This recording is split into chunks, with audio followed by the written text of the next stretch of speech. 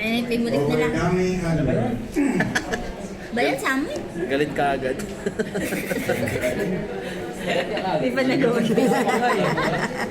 Wala Okay pa eh. So, sabay-sabay natin basahin yung topic na to. Ating scripture reading. The Lord asked Cain, "Why are you angry? Why does your face look sad?" You know that if you do what is right, I will accept you. But if you don't see humanity attack you, the things you want to control you, but you must control it. Praise the Lord. Kinuha ko tong verses na to kasi maganda to yung mismong Diyos ang nagsasalita. No? Sabi niya kasi, the Lord asked Cain, "Why are you angry? Why does your face look sad?" Kinuha ko siya kasi mismong Diyos, sabi kay Cain, nagagalit ka ba? Diba? Di ba sabihin ka ng Diyos, nagagalit ka ba? Ba't ang mukha mo ganyan? Diba ganyan na nagalit din eh. Bakit ka nagagalit? Ba't ang mukha mo ganyan? Ganyan salita lang mo. Mukha na po akong galit. Ganyan yung katabi nyo, bakit nagagalit ka? Mukha ka agad galit. So, sabay-sabay natin basahin yung introduction. Ready? 1, 2, 3. Anger is natural human emotion that is stemmed from war, righteous indignation, and sinful attitudes. But if not managed wisely, then lead to sin. The Bible calls us to handle our anger with care and humility, avoiding sin. Ultimately, the scriptures encourage us to process our anger in a healthy ways by seeking God's wisdom and forgiveness, allowing us to focus on constructive solutions rather than holding on to bitterness. So, dito po sa introduction, may dalawang verses from Ephesians 4. Ladaanan natin siya mamaya. Pero, yung hinighlight ko dito na yellow, sabi niya, anger is natural human emotion. Ibig sabihin, hindi kasalanan magalit. Kasi kasama siya sa emotion na binigay ng Lord sa atin. Ako, may mga ngumiti na. Oh. Kaya, hindi siya kasalanan, di ba? Kaya lang sabi niya, it can stem from both righteous indignation and sinful attitude. But if not managed wisely, it can lead to sin. So, ibig sabihin, pati yung anger pala, may anger management. No? Sino dito nakatay na ng anger management na seminar? O yun. May ganon, may anger management. So, sa atin bilang Christian, siguro ito yung time na parang anger management seminar ito. No? Na tinuturuan tayo ng Lord how to overcome anger in biblical way. No? Dahil hindi ito kasalanan, pero pwede siyang maging kasalanan. No? So, ating tanong muna, in your opinion, if anger is a natural human emotion, does it mean every time we are angry, it is always justified? Sino gustong sumagot? Kung iniisip natin ay ang galit ay natural na emosyon, ibig sabihin ba kapag nagagalit tayo at panahon na tayo nagagalit, ito ay makatwira. Parang sinasabi nila, tama lang to, damdamin ko to eh. Diba? Sino gusto sumagot? Sister Faith.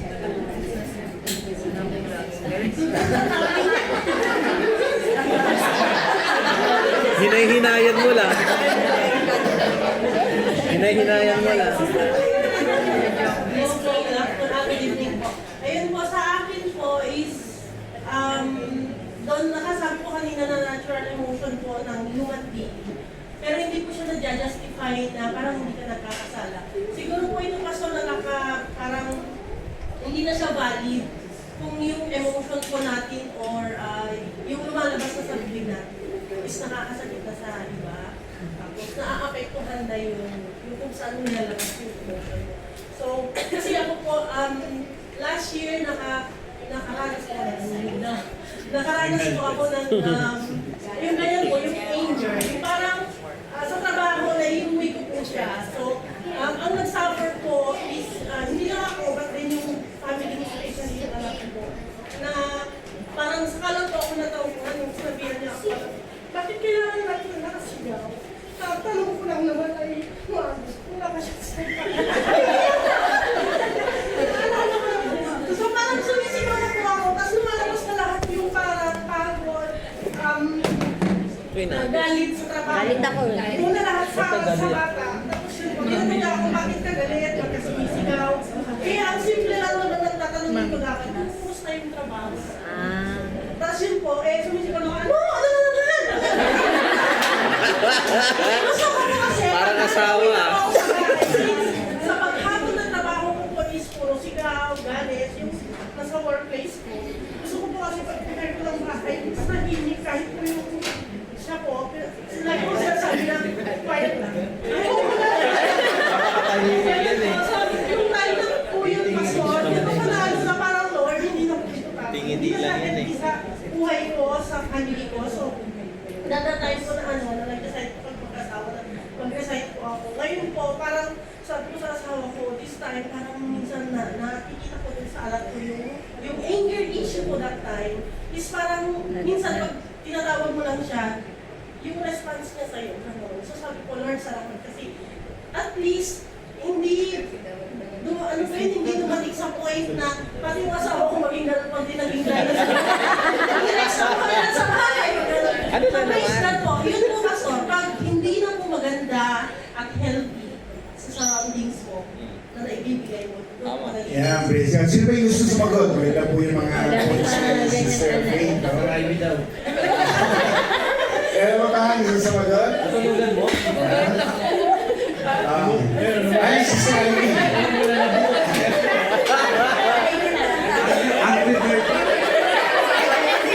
Parang kinakabahan si Brother Rafi, ha?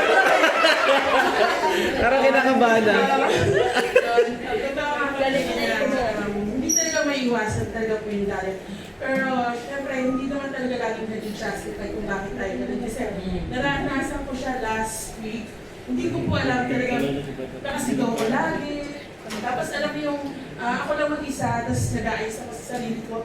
Bigla na lang ako sisigaw. Tapos, kumagin na ako. Pero without that is, alam mo yung, hindi ko alam. Tapos sabi na lang niya, baka nagkakaedad ka na. Kasi talaga, ako talaga, sabi niya, Lalong ginalit. sabi niya yung boses ko parang gano'n na. Kasi siguro, nasa nature na rin namin yun. Di ba sabi nga, pag Bisaya, parang laging galit. So, parang siguro si Brother Rafi, nasanay na siya sa akin. Kasi talagang, konting, last week, sobra talaga ako dragona. As in talaga, konti lang ingay na marinig ko sa TV, sumisigaw ko talaga ako. So, alam mo yung mag-notice mo sa sarili mo, bakit gano'n? So, you start asking your question, bakit nagiging gano'n yung behavior mo?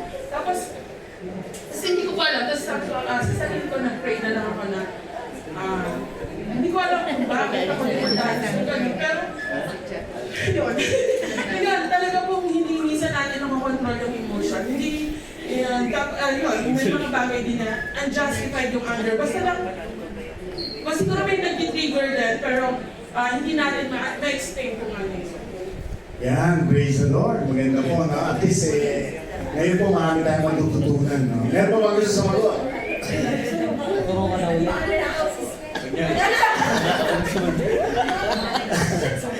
Pero ba, mamaya na.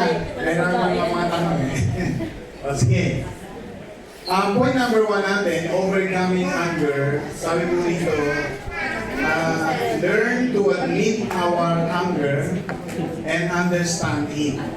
Learn to admit and understand it.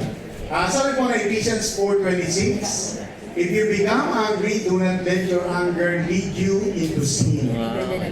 And do not stay angry all day. So, pwede ka talagang magalit, di ba? Pero, dapat hindi ka nagkakasala. At hindi ka dapat, sa ibang translation, sabi hindi ka dapat lubugan ng araw.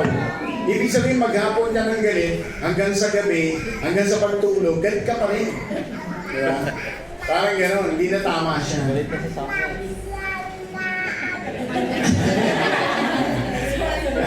Sabi ng Genesis 4:6, ito yung tanong ng Lord kay Cain, di ba? Why are you angry? Why does your face look sad? Ibig sabihin, kahit ang Diyos, parang tinatanong tayo, bakit ka galit? Di ba?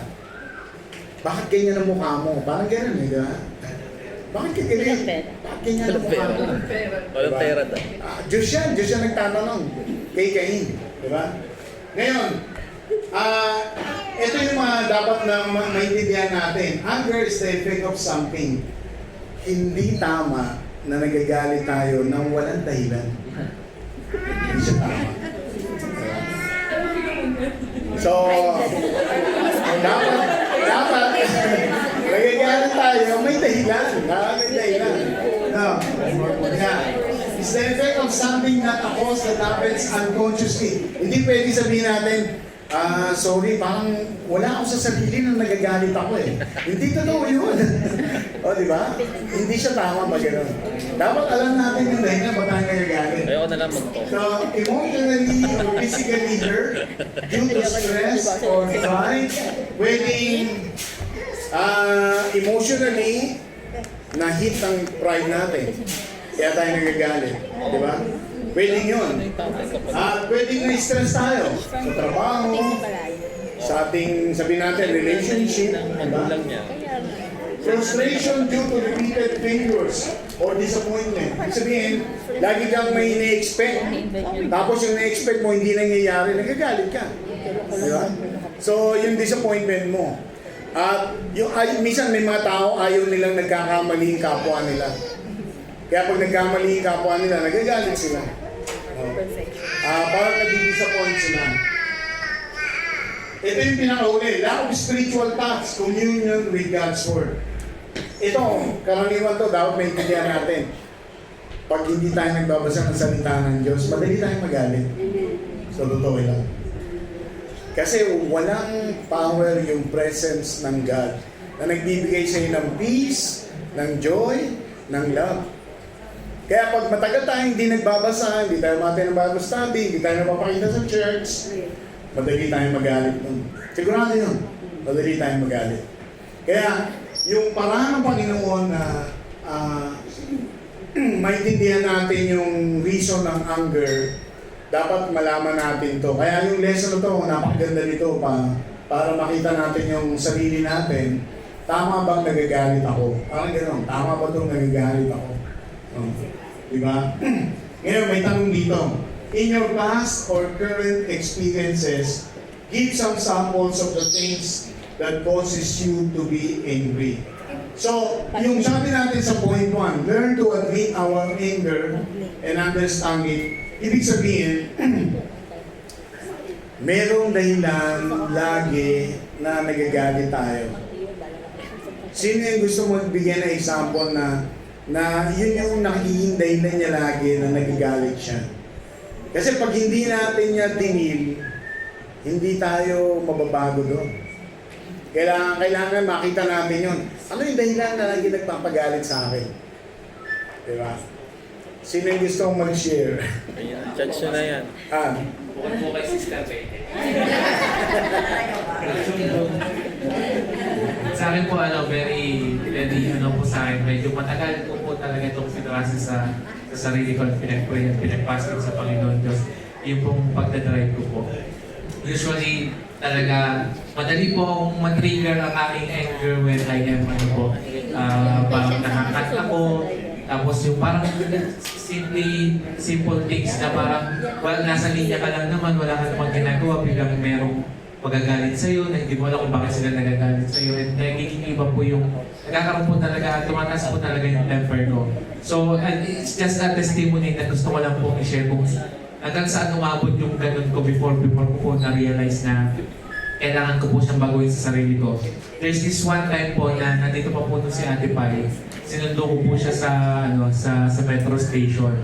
And there is this one taxi na parang busina sa likuran ko. Hindi ko po alam kung bakit o hanggang pinagbigyan ko na, umuna na po siya. Tapos pagpunta pa niyo po ng parking, nung natapatan ko po siya, gumaganyan pa siya yung, alam niyo po yung gesture na nagagalit, tinataas yung kamay. Tapos nung nakita ko po na bababa siya ng taxi niya, bumaba po ako ng sasakyan. Inunahan ko po siyang buksan yung pintuan niya. Kasi hindi ko na po alam kung ano yung mga pinagsasabi ko sa sobrang galit ko. Tapos ipinalipag ko po yung pintuan ng taxi niya. umabot po talaga ako sa ganong klase ng ano. And parang hindi ko na po inisip ano naman itong ginagawa ko. Kahit po yung yung taxi driver, siguro siguro natakot din po siya talaga, nakita niya po siguro pulang-pula na yung mukha ko, sa sagalan.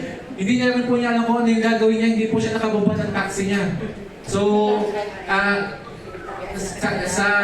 doon po sa pangyayaring yun ay hindi higit po sa galit na naranasan ko sa sarili ko is yung pagiging bad testimony ko po. Kasi nakita po ako ni Ate Pai. So sabi po sa akin ni Ate Pai, pagbabalik ko po ng sasakyan ko, kalma na, hinga ka ng malalim. Sayang yung pagiging Kristiyano mo.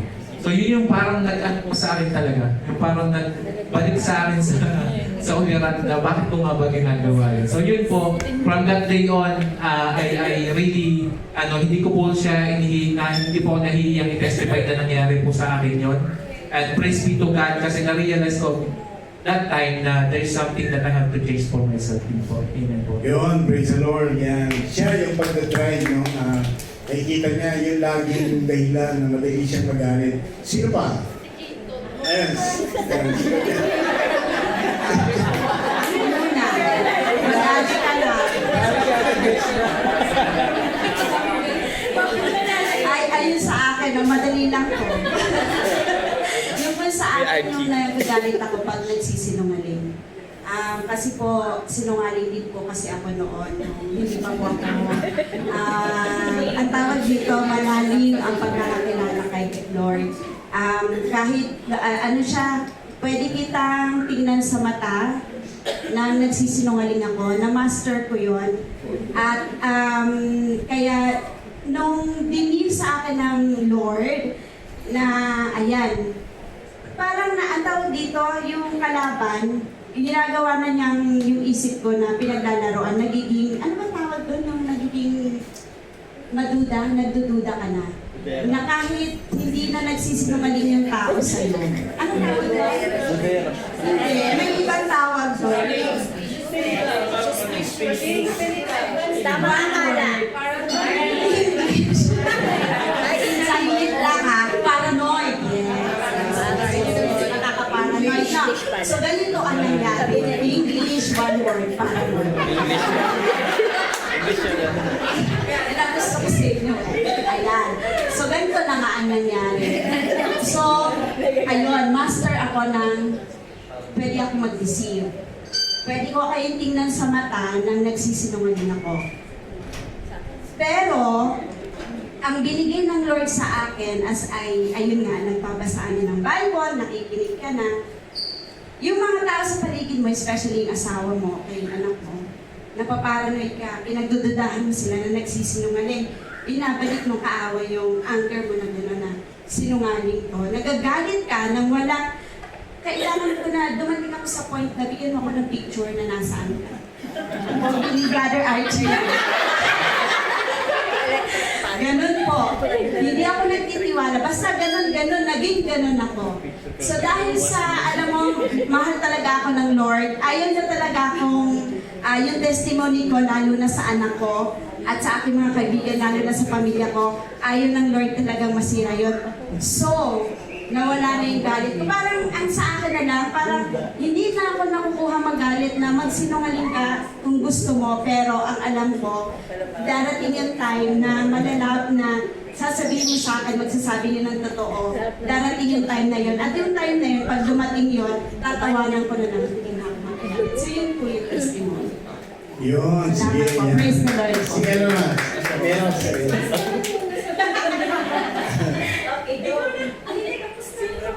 Wala na may galit pa. Meron ba? Sister Karen. Current experience lang po. Kasi parang si Sister God, ayoko rin po ng tao sa nangyari. So that makes me more angrier kapag yung tao ay nagsisinungaling. Di ba kahit sino naman sa akin. Lalo na yung loved ones. So, isa sa pinakamamahal ko yung nagsinungaling sa akin. Sobrang sakit kasi parang, alam mo yung taong mahal, bigla kang, hindi ko asawa. Never, in our 10 years of relationship, never siya nag-cheat or nag-sinungaling or never niya akong binigyan ng dahilan para mag-aaway. Pero itong tao ko, sobrang close niya sa akin at sobrang mahal na mahal ko siya. At every time na tinatanong ko siya, laging iba yung sagot niya. Then figure out ko, though syempre maraming magsasabi, yun yung talagang nagpagalit sa akin na lahat naman binibigay ko, lahat naman pinaprovide ko. Bakit kailangan pa ako pagsinungalingan? Sabi ko, Lord, patawad kung nakapagsalita man ako ng masakit na salita. This is the first time, no, not first time, pero second time niya na kasing ginawa sa akin. Pero nung una, parang napatawag ko pa siya, binigyan ko pa siya ng chance. Pero the second time, talagang sobrang sakit, sobrang na nakapagsalit. At that time pa, nasa ICU si Nick, nag-aagaw buhay, tapos sumabay yung sitwasyon, parang sumabog na yung puso ko, hindi ko na napigilan yung emosyon ko. Doon na ako nagalit. First time akong nakita ng asawa ko na galit na hindi niya alam kung ano yung reason. Hindi ko naman muna sinabi sa kanya ng time na yun. Pero sabi ko, Lord, may dahilan naman bakit ako nagalit. Yung question kanina na nagagalit tayo pero kung injustified na. Sabi ko, Lord, siguro hindi naman kasalanan kung magalit, di ba? May reason naman. So, pero nung dito pag-uwi ko, hindi kami nagkapatawaran, pero pinatawad ko na siya. Hindi ako galit sa kanya, galit ako sa ginawa niya. And then, hindi ko na rin in-open up ko ano yung nagawa niya kasi ayoko na rin magalit ulit. So parang nag-move on na lang ako. Pero nandun pa rin yung hurt ng feelings ko na bakit hindi nila kaya mag-remorse sa kasalanan na gawa nila. Bakit kapag ikaw nagkaroon ng kasalanan, ang dali ka nilang husgahan. Pero bakit sila kapag nakagawa sila ng kasalanan, hindi nila kaya humingi ng tawad sa'yo? Yun yung pinakamasakit. So sabi ko bilang Kristiyano, siguro tinuruan na lang din ako ng Lord na magpatawad at mag-intindi na kasi mas naiintindihan ko yung nararamdaman ko kaysa sa nararamdaman nila. So siguro sabi ko, Lord, naiintindihan ko, nagalit ako, possible naman, pero alam ko mapapatawad mo ko kung bakit ko naramdaman yun. That's why I keep praying na lang na, Lord, hipuin mo na lang yung mga puso nila at naway dumating sa punto na maramdaman din nila yung nararamdaman kong blessings na pinagkakaloob mo sa buhay ko dahil natuto akong magpatawad at natuto akong umintindi sa mga sitwasyon. Yan, praise the Lord. Alam niyo ba yung point number 1 natin, learn to admit our anger and understand it. Number 1 na hindi nakaka-overcome ng anger, ang number 1 dahilan ay they don't accept that they are angry at that reason o anumang dahilan na bakit sila nagagalit. Hindi nila ina-admit yun na yun ang laging nagiging dahilan bakit sila nagagalit. At yun ang dahilan din na walang chance na magbago ka. Kasi hindi mo nakikita o hindi mo ina-admit. Minsan magsasalita pa yan, hindi ako galit. Talaga hindi ako galit. Di ba? May ganyan tao eh. Kunyari nasabi hindi galit, pero galit na galit yun. Di ba? Mahirap magamot yung gano'n. Na hindi mo alam na may sakit ka, pero tingin din na may sakit ka. Di ba? So kailangan, you have to admit that anger at naintindihan mo saan ito nanggagaling. Yung ibig sabihin, understand it. Kaya, halimbawa, lagi kayo nag-aaway mag-asawa. Example lang naman. May laging dahilan yan ba't kayo nag-aaway. Yan ang totoo yan. May laging dahilan. At siguro yung iba nabanggit na kanina, may dahilan. Ano yung dahilan? Pwedeng may tinatago tayo. At yung galit na nilalabas natin, alam niyo yung reason nun? Just to cover up something na ayaw mong nabuksan. Kaya dinadaan mo lang sa galit. Ewan ko kung Galit-galitan. alam niyo yun, pero yun ang totoo.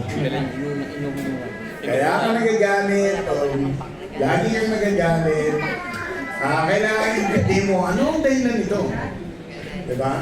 Or, baka merong tinatago ka na para hindi ma-uncover ay dinadaan mo sa galit.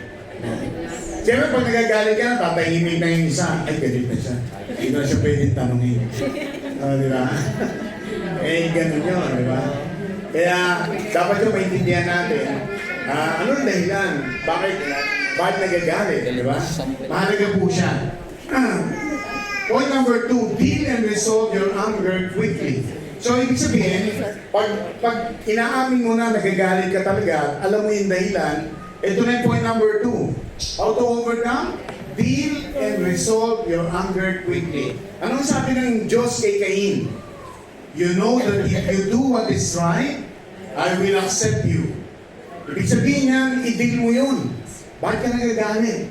But if you don't, sin is ready to attack you. Pag hindi mo siya tinil, magkakasala ka. Sabi ng Lord yan kay Cain, ha? Diba? Sabi niya, that sin will want to control you, but you must control it. God ang nagsasalita kay Cain, pag hindi mo nakita na ang dahilan ng pagkagalit mo, magkakasala ka. Ang Diyos ang nagsasabi sa kanya. So, it will control you. Sabi gano'n, iko-control ka ng galit na yan. At gagawa ka ng kasalanan. Yan ang sabi ng Diyos kay Cain. We are threatened due to personal insecurities, motives, and pride, and we may be hiding something. You know, pag tinignan mo yung diagram na to, sabi dito, sa temptation, nakasarado yung pintuan natin lagi. Dapat, di ba? Dapat lagi nakasara sa temptation. Hey, I wouldn't open the door if I were you. Ibig sabihin, yung God, pwedeng kasama natin siya, tinuturuan niya tayo kung anong dapat natin gawin, pero sino ang nagdidesisyon para magbukas ng pintuan na yan tayo? Yung kasalanan dahil sa galit, parang ano yun sabi sa Bible, it's like creeping into your door, trying to open it, that you will commit sin. Pinipilit niyang gumapang, buksan ang pinto, pumasok siya, at magkasala ka. So tayo, pag nandun na tayo sa tent na nagagalit tayo, galit na galit tayo, we have to deal with it. I-deal mo siya. Aminin mo sa sarili, galit na galit ako talaga. Kasi pag hindi mo tinignan sa sarili mo na talagang galit na galit ka, ano ang dahilan nito? Ba't ako nagagalit? Parang gano'n. Kailangan maintindihan mo ba't ka nagagalit. At ano ang solusyon doon, di ba? Sabi nga ng Proverbs 25:28, sabi niya, if I'm not mistaken, meron mong gusto mong basa, it's like a city without walls, that your enemy can attack you anytime, anywhere. Ganun po yung galit. Pag hindi mo makontrol yung galit mo, parang ang syudad na naka-open ka sa lahat ng walls. At pwede kang atakihin ng iyong kaaway. Sabi ganun. So mahalaga na i-deal mo at i-resolve mo your anger quickly. Kasi wala kang proteksyon na pwede kang magkasala anytime. Yun po ibig sabihin ng Proverbs. So mahalaga po siya. Kaya pag tayo po ay galit na ganito, lagi nagagalit, kailangan tumigil na yun. Dapat i-deal mo na siya. Anong ang dahilan? Bakit ako laging nagagalit? Halimbawa, darating si Mr. o darating si Mrs. Pag alam mong darating na siya, paano nagagalit? Hello? Diba?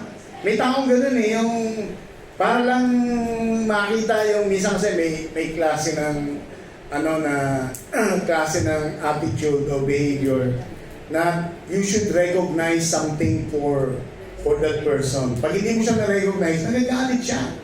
No? Hindi ko lang alam kung may mga ganun sa atin, no?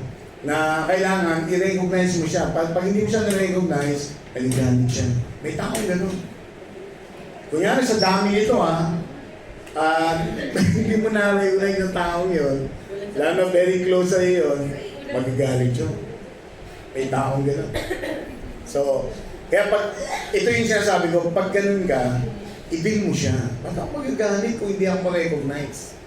Ba't ako magagalit sa taong ito kung hindi niya masabi yung pangalan ko or batiin niya ako? Parang gano'n. Dapat i-deal mo yung problema. Ano ang dahilan? Ba't ka nagagalit? Diba? Mahalaga po siya. In your own experiences, what helped you personally to control your anger? Ito, sa mga karanasan natin, ano yung nakikita mo nakakatulong din sa'yo na i-control mo yung anger mo? Sino gusto sumagot? Sister May. Ako po, Pastor, katulad nga na po sinabi ko kanina, siguro ang makapag-control po is our prayer, devotion sa Panginoon, and the same time po, we need to check ourselves po. Kasi through that po, makikita mo talaga na may kaibahan na po sa situation po natin. Dahil, sabi ko nga, in continuation po sa sinabi ko kanina, nagagalit ako ng walang dahilan. Minsan po, uuwi na ako ng bahay, hindi na ako mapagbuksan ni Brother James ng pintuan. Gumaganon na ako. Galit na talaga ako sa kanya. Tapos may mga times pa na tatawagin niya lang ako, makain na, parang kagapin ko na talaga siya. So, sabi ko, ano na ito nangyayari sa akin? So, may mga times din po na dumating na sinabihan po ako na Iya. Sabi niya, Mama, bakit mo pa ba ako pinapunta dito kung yun lang naman pala yung gagawin mo sa akin? Much better na uwi ako sa Pilipinas. So, parang binuhusan po ako ng malamig na tubig. So, sikreto po akong papunta po sa psychologist at ang sabi sa akin ng psychologist na mas maigi talaga na may nakakausap tayo sa araw-araw. At yung taong yun he's a good listener sa atin kasi mas maalam niya tayo. So, praise the Lord po, na-overcome ko po yung mga ganyan. Yan, praise the Lord. Maganda po yan. Siguro yung sikreto ni sister, no, pag nagagalit na siya, sabi nga na yung tanong kasi, what helped you? Personally, sabi niya prayer, sabi niya, Brother James, kahit nagalit na ako yan, mag-pray muna tayo. Pagkati niya sa ating Bible verse po kasi. Sister Len, magdadalita siya. Sister Len. Si Brother Selwyn muna, pag yun. Ito, Brother Selwyn. Akala niyo, hindi nagagalit si Brother Selwyn, ha? Practical po, hindi po ako pero sa family members ko po. So, halimbawa po yung nanay ko, alam ko pag medyo hindi maganda yung timpla ng mood niya kapag wala na siyang budget. So, medyo maglalag. So medyo tumataas yung tono ng boses. So, ang aking pangontra yung sasabihin ko o yung boses niya tumataas. Pag tumaas yan, sunod yung tataas yung blood pressure niyo. Pag tumaas ang blood pressure niyo, baka kung anong mangyari sa inyo. So ganun po yung palagi kong sinasabi sa mother ko kasi po may pagka-warrior po siya. So ganun po yung ganun po lagi yung approach ko sa mga taong tingin ko po ay palaging hindi na kayang kontrolin yung emotion. More on doon ako sa health consequence po. So pag nakita po nila yung maaaring maging consequence, nakikinig naman po sila. So more on practical po. Siguro maganda daw yung kung sakali magiging asawa ni Brother Selwyn. Magaling na galing yung mother niya. Ito ang sikreto. Kukuha siya ng mga dala. Sino nagagalit?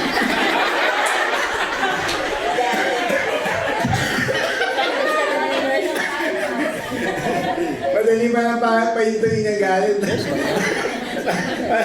Lalo pa sa mga pera. Joke lang, ha? Pero hindi, tama. Hindi lang yung mother niya. Maraming gano'n. Yung mga kamag-anak incorporated natin, gano'n yan eh.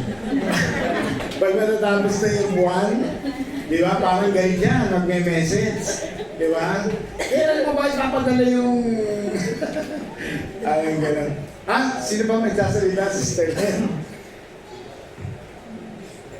Hello po. Ako po, hindi lang po halata na hindi ako magagalitin. Pero sa akin po, dati po, nung ako po hindi pa nakakilala sa Panginoon, mabilis din po ako magalit sa mga kapatid ko. Tapos, nung napangasawa ko po si Brother Gerald, Lalo kang nagalit. Kasi siya na yung magagalit. Oo nga pala. Na-surpass Kaya niya. po, ano, ang Na-surpass niya. nakatulong po sa akin, yung sinabi ni Sister May, prayer din po, and yung I make it a habit na bago po ako magalit, iniisip ko muna kung ano yung magiging consequence. Pinag-iisipan ko muna kung ano yung masasabi ko kapag nag-respond ako doon sa galit ng asawa ko. Kasi yung asawa ko po yung, sabi nga ni Brother Selvin, para namang hindi ka nagagalit. Yung ikaw na yata nakilala kong pinakamahabang pasensya pagdating sa asawa. Ang pasensya po ng asawa ko siguro kung ako po ay isang tangkal. Siya po dito. Wala naman siya dito eh. Kumaingay, brother. Recorded! Ay, kumingay. Dumating din po ako sa time na nililehans ko din po siya pag natutulog na natulungan kami ng Lord na naalisin din po yung yung pagiging magagalitin niya, and ewan ko, siguro high blood siya lagi kasi siya mataas ang boses, kahit nga po yung anak namin minsan na gugulat sa kanya kapag nagsasalita. Pero sinasabi niya, hindi naman ako nagagalit, malakas lang talaga yung boses ko. So yun po, ginagawa ko lang pong habit na na bago po ako mag-respond dun sa situation, iniisip ko po muna ako. Pero maganda yung suggestion ni Brother Selwyn na minsan, hindi natin tinatakot yung tao na lagi nagagalit. Pero medically, pag nagagalit ka, tumataas ang blood pressure. Kaya pag nagalit na alam mo na, hindi ko na sabihin pangalan. Sabi mo, gusto mo atakihin ka. Okay. Yung insurance mo sa akin. Yung sahod mo sa akin. Para ma-realize din nila na may limit yung mo.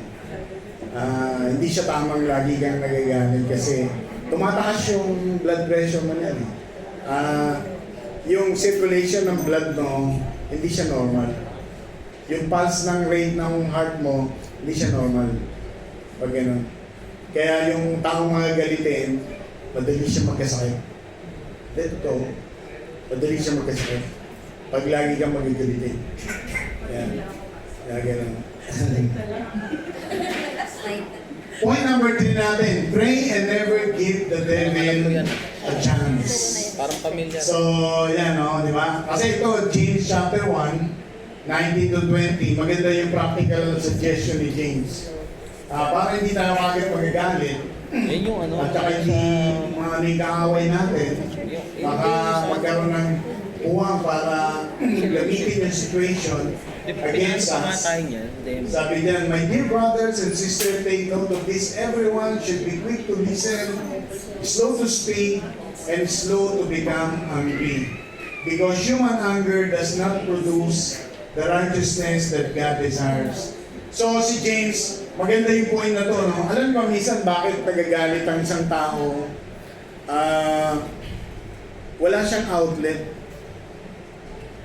Kaya pag ang asawa niyo, kasama niyo sa bahay, o kaibigan niya nagagalit, bigyan niyo siya ng time. Sabihin niyo, kapatid, wala ka bang outlet? Sige, makikinig ako sa'yo. Ikaw maging... Pakinggan kita. Huwag ka lang magalit. Magsalita ka, pero pakainin mo ko habang salita ka ng salita. Minsan nila yun, outlet nila yun. Ba't sila nagagalit? Outlet nila yun. Hindi dahilan yun na may reason sila na magalit. Parang nagiging outlet lang nila na nagagalit sila. Kaya, mahalaga yan, sabi, everyone should be quick to listen. Ito yung how you would arrest the situation. Huwag mo siyang patulan. Huwag mo siyang papatulan. Huwag kang sasagot din ng pabalang. Huwag kang sasagot ng pabalang. Kasi pag naunahan kang magsalita ng galit na galit, ay lalo yun. Parang apoy yun na inano mo binuhusan mo ng fuel. Lalo siya. Kaya sabi nga ng Bible, di ba? Proverbs 15:1. Soft answer, di ba? Turn away anger. Ibig sabihin, habang tumataas ang boss niya, pababa ka ng pababa. Bakit ka nagagalit? Kanino ba? Sino binigyan? Pero yung mukha gigil na. Dapat ganunin mo. Kasi yun ang sabi ng Bible eh. Pag galit na galit siya, mataas na mataas, baliktarin mo siya. Riverside. Galit ka sa akin. Ano siya, ganun ang Bible. Soft answer, turn away wrath. Parang ano yung, bakit bigla siyang magugulat na bakit nga pala ako magagalit? Di ba? Parang gano'n. Yung kausap ko naman matino. Parang gano'n. So, slow to speak, you know? Slow to speak and slow to become angry.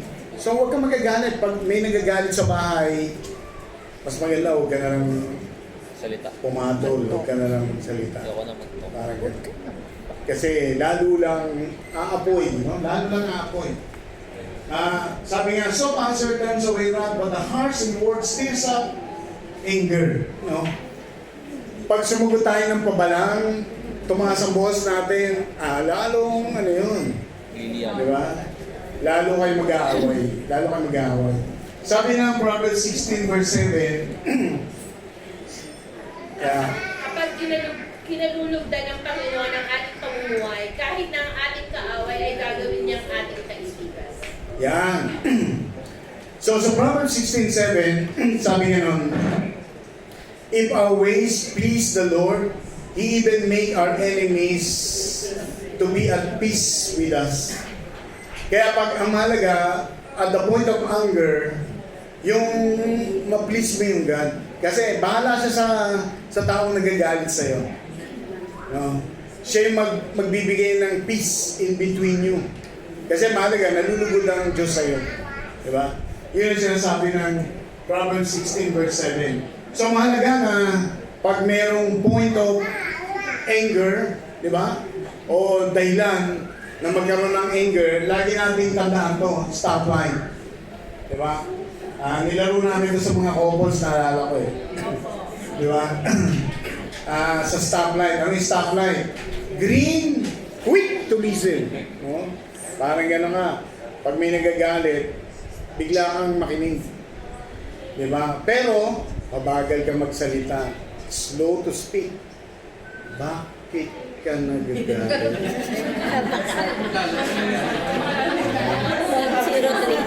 Galit na galit ka ba sa akin? Baka lalo magalit pa siya. Diba? Mainis. Slow to speak. Mainis sa iyo eh. Sabi niya, ako, hindi ako galit sa'yo. Slow to become angry. So may tanong tayo. Can anyone share the last time he or she was very angry? And what happened in that situation? Sino rito yung kailan lang na dumanas siyang galit na galit siya talaga? Ano nangyari? Sino gustong mag-share? Dumanas siya ng ganyang situation na galit siya at ano nangyari sa point ng anger na yun? Meron bang wala ata nagalit dito ng mga kapatid? Perfect daw kasi. Johan. Ako po muna, pangunahan ko po. At last week lang po yun, sumasakay na po kasi ako ng metro. Tapos sa metro, yung siksikan siya talaga. Tapos may chance po doon na merong train na empty. So parang kayo naglalaro ng trip to Jerusalem. Yung feeling na mag-uunahan talaga kayong umupo, no? Ngayon na nangyari po, yung sasabihin ko sana negra. Pero Pero sinabi na rin. sorry po. Negra. Kung taga-Pilan na siguro siya, pinush niya talaga ako. So nakita ko, ang inisip ko na din agad, nadaldalan siya in English. So parang ganun kay Dico na nangyari. Pero bigla akong napatahimik kasi nung narinig ko sa kanya na sinabi niya, sige pa, magsalita ka pa. Ipupush kita at yung mukha mo, ingungud-ngud ko sa ano. So parang hindi ko na kaya to parang gano'n. So bigla akong nakaramdam ng pahiya hindi sa pahiya sa sarili ko, pero nahiya ako sa Lord na, ay, hindi ako nagpaka-Christian. Sana pala ang ginawa ko na lang yung tumingin na lang sana ko. Gusto ko siyang i-rewind uli. Ano yung pagkakamali ko? Bakit niya sinabi yun sa akin? So, ni-rewind ko siya sa isip ko. Nanghinayang ako na sana dapat hindi na lang ako nagpakabibo sa pag-English or ganon. Kasi feeling ko talaga, so yun yung nangyari. Parang nakakahiya. So, walang papupuntahan kasi masasira pa ang mukha mo kapag ikaw. So, yun yung oo, iungod yun talaga. As in, sabi ko, hindi po pwede. Nasa reception ako. So, yun. Tapos 3,000 lang ang pera ko. So, wala akong pampaganda. So, parang ganun yung isip ko na agad. So, kung hindi ako, yung battle na to, kailangan kurungan ko. So, yun ang nangyari po. Nakakahiya. Yun po yung point ko. So, that's it. Sino pa may karanasan na just lately, yan, Sister Kate. Nagagalit po ako talaga. Ako po, praise God po, talagang kalmado po yung personality ko. Pero sa mga kapatid ko po, marami akong galit. Kasi bilang ate, alam mo yung lumaki kayo na pinapagalitan mo sila. So recently, yung pag-uwi namin po last year, ang dami ko pong gustong pinapagawa sa bahay, so busy po talaga kami lahat. So pag-uwi ko po, lahat po ng instructions ko from A to Z, pagdating po namin sa bahay, instead na magre-rejoice kami kasi first time na nakapag-gather kami together, nauna kong pinansin lahat ng mga instruct ko sa kapatid ko na hindi niya nagawa. So niratratan ko agad, diretso na yun. So instead na happy kami lahat na dumating, kasi galing talaga sa bahay, pagdating sa bahay, instead na happy kaming lahat, first time namin together sa family to pray, to eat breakfast together. Nawala po yung peace sa aking heart, and nawala din po yung opportunity na makapag-rejoice po agad kami. So yung kapatid ko po, in that very, after many years na magkakasama talaga kami, dapat mag-breakfast ulit, mag-pray. Alam mo yung magbigay ng Thanksgiving sa Lord, wala din siya doon na hinanap ko. So alam ko rin na nasaktan siya, umalis siya. So at that time po, syempre na-realize ko din na bakit nga ba ako nagalit. Pero praise God na talaga po siya din po yung nagbabalik at nagpupuno at nag-multiply ng joy after that. Pero yung tinuturo niya na akala mo piyapa ka, akala mo hindi ka magagalitin, pero pinapakita pa ng Lord sa akin na kailangan ko pa talagang i-surrender yung mga maling mga nakagawin ako po noon. So yun ako. Yan, praise the Lord. Kaya po yung point number 3 natin, mahalaga to. Pray and never give the devil a chance. Pray and never give the devil a chance. Kasi, alam niyo ba, sa demonology, although dumaan na tayo dun dati, sa demonology, pag merong conflict at mayroong anger in between two parties, sumisingit doon si Satan. Sumisingit si Satan doon. At gusto niyang gamitin yung situation, alam niyo ba ang dahilan? To embarrass you, to expose your weaknesses. Kaya sabi niya, pray and never give the devil a chance. Kaya sana maisip natin to bilang Christian. Pag galit na galit tayo, andyan si Satan. Andyan siya.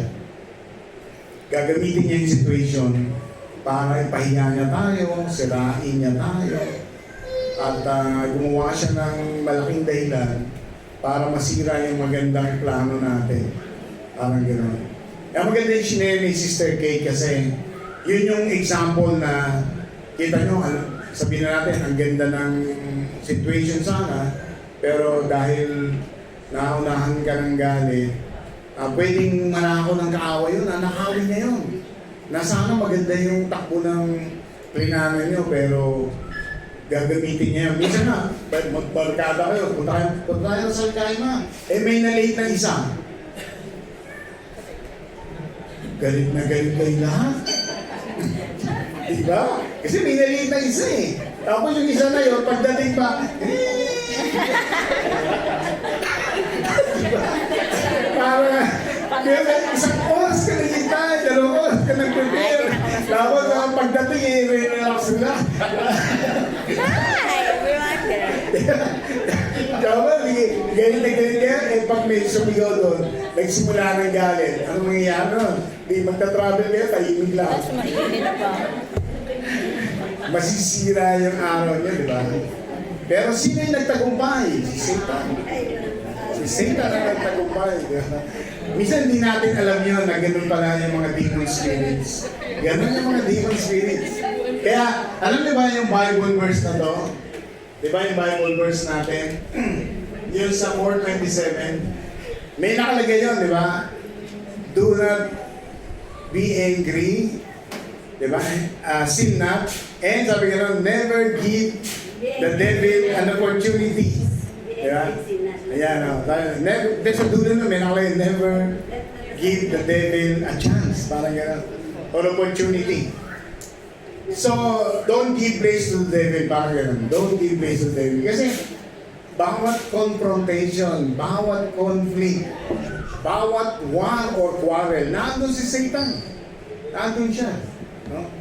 Kaya, yung point natin kanina, alalahanin natin yun. Point number 4, forgive one another because we are not sinless. Ito yung isang last reason na how we can overcome anger. Sa totoo lang, bakit ang nagagalit? Kunin mo na lahat ng dahilan. Ang isang dahilan lang yan, ayaw mong magpatawad. Gusto mong gumanti sa salita, gusto mong gumanti sa anumang bagay, gusto mong gumanti sa emosyon mo dahil nasaktan ka. Yan ang mga dahilan. Pero in short, you don't want to forgive. Kasi pag ang tao ay mapagpatawad ka, mapagparaya ka, cheerful giver ka, kaya mong magbigay. Kaya mong magbigay. Hindi ka magagalit. No? Hindi ka magagalit. Kaya mong magparaya. Sige kapatid, okay lang sa akin yan. Hindi ako nagagalit. May taong ganun. Pero pag hindi tayo nag-iisip na hindi, kaya ko naman ito patawarin. Okay lang sa akin to kahit medyo naagabyado ako. May mga taong hindi pumapayag na naagabyado sila. They always insist on their right. They always insist on their pride. Kaya ganun. Kaya sabi dito, forgive one another because we are not sinless. Alam ba mga kapatid, we are not sinless. Sinless lang tayo. But we are not sinless. We are sinless. So, sabi na letting go of anger. Ephesians 4:31, let all bitterness, wrath, anger, clamor, evil speaking be put away from you with all malice.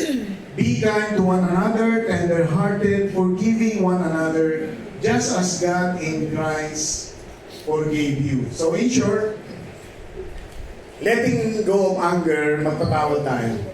Kasi tayo rin naman pinatatawad lang ng Lord eh. At tayo rin ay pinatawad lang ng Panginoon sa kabila ng ating mga kasalanan. At hindi tayo binilangan ng Lord, hindi tayo binigyan ng kondisyon, hindi niya tayo binigyan ng dahilan para hindi siya magalit sa atin. Kaya kung tinignan natin yung sarili natin bilang Christian, wala tayong karapatang magalit. So, totoo lang. Pag na-realize natin to na sa ginawa ni Jesus sa atin at sa ginawa rin natin kasalanan, wala tayong karapatang magalit. Yan po yung totoo. Sabi ng Romans 12, summarize lang po ito, 17, 18, 21, if someone has done you wrong, do not repay him with wrong. Try to do with what everyone considers to be good. Do everything on your part to live in peace with everybody. Do not let evil defeat you. Instead, conquer evil with good. Yung verse 19 yan, yung sabing, vengeance is mine, sabi ng Panginoon. Give room for the Lord. Ibig sabihin, kung inisip natin gumanti tayo, kaya nagagalit tayo, wala tayong karapatang gumanti. Ang Panginoon kasi, ang gaganti, kung nagabyado tayo, sabi ng Panginoon, ako ang gaganti sa inyo. Ako mag-judge sa kanila. Diba? So, yan po yung sinasabi ng Romans 12:19. Mamadali lang kasi may the time na, as a growing Christian, do you experience how the living God works to help you forgive other people?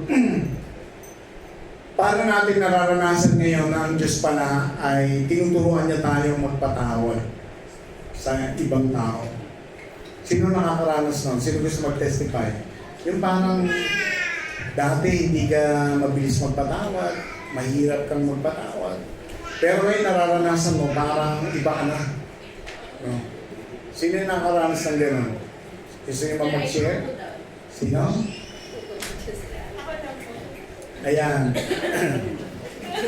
Sister Eileen. Ayan, praise the Lord.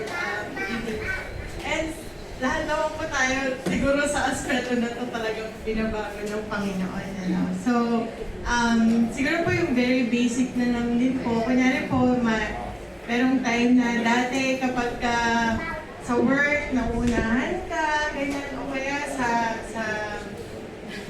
anong aspeto. Kasi po, naalala ko pa yung mga kapatid ko before, dahil po ako po ay panganay, hindi po ako nagpapatalo. At alam ko ng mga kapatid ko talaga na, syempre pag ate ka, parang ikaw yung masusunod, ikaw yung, kung ano yung sinabi mo, yun na yun. Wala na silang pwedeng sabihin.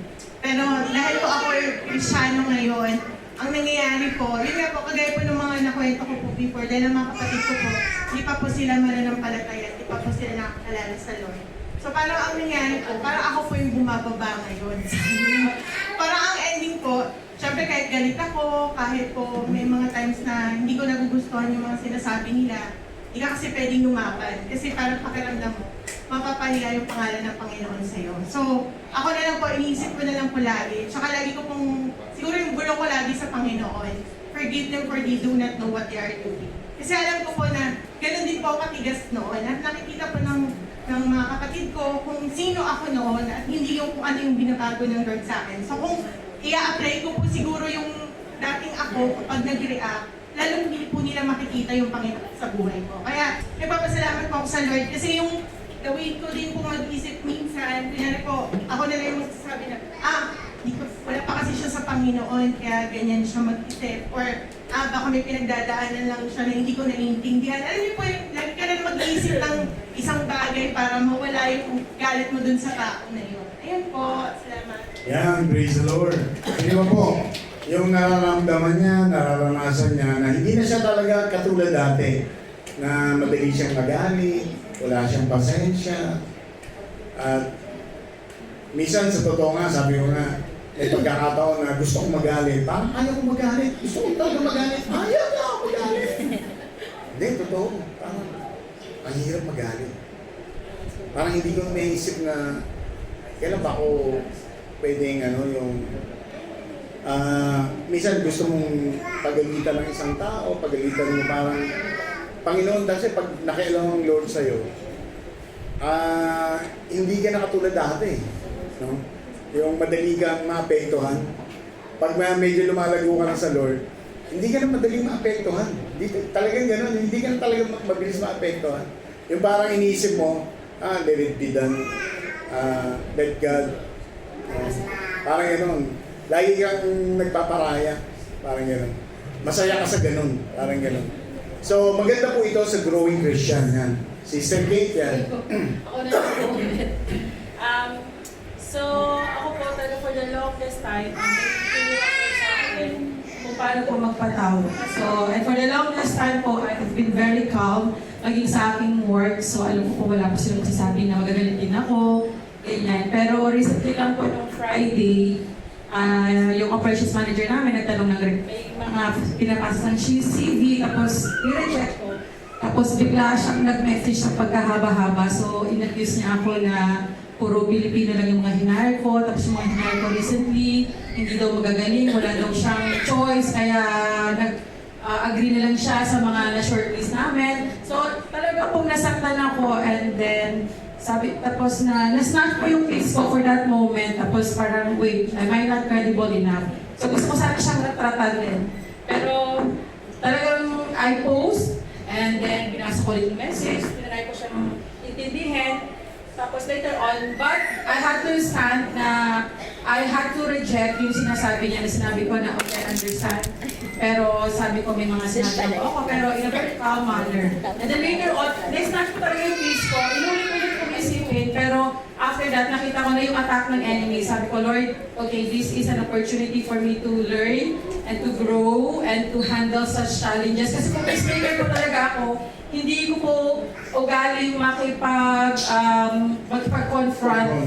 Yan. So kapag nasi-snatch yung list ko, ayoko na. So medyo nag-step back ako. But that time, bilang syempre, meron ka, you are a decision maker, so kailangan mo ding sabihin sa tao na yun kung ano yung stand mo. And at that time, na-realize ko na gawa ko ng kaaway. Hindi ko yung, kasi inisip ko agad, okay, I will propose for a structure, tatanggalin mo ang taong to, kasi meron ka decision na ganun eh. Pero sabi ko, hindi to galing sa Lord, and definitely, this is the enemy working. And sabi ko, na-realize ko parang, okay, hindi ito yung kaaway ko, hindi ang taong ito. And sabi ko, tinatag ko yung pangalan ng taong yun, sabi ko, Santos, I forgive you. Hindi pa niya naririnig, pero pagdating siguro this week, I will have to face him and tell him, I forgive you for what you have accused me. So yun yung po sabi ng Lord. So sana ngayon, sabi ko, Lord, I forgive this person. Yun lang po. Yan, praise the Lord. Palapakan natin ang Panginoon. So in our conclusion, sabi nga rito, only the love of Jesus sets us free from anger. Basahin natin ito sabay-sabay.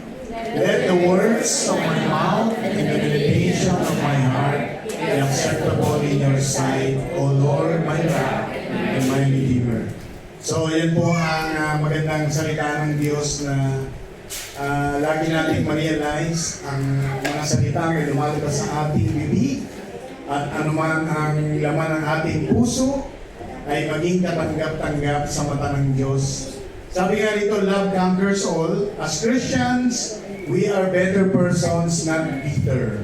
No? Kasi pag nagkaroon tayo ng bitter, ay natin magpatawa, nagkakasala tayo. We are victorious, not victims. Kasi si Satan, gusto niya tayo mabiktima pag nagagalit tayo. So, we are not victims, but we are victorious. We are overcomers by God's love, not by anger. Kaya kung tayo po'y mapagtagumpay, ang galit ay kaya nating mapagtagumpayan. Amen? Palapakan po natin ang Panginoon. At basahin natin ito in the end. I pray that God will set us all free, not to be bitter, not to be victims, but become overcomers through the Lord Jesus Christ.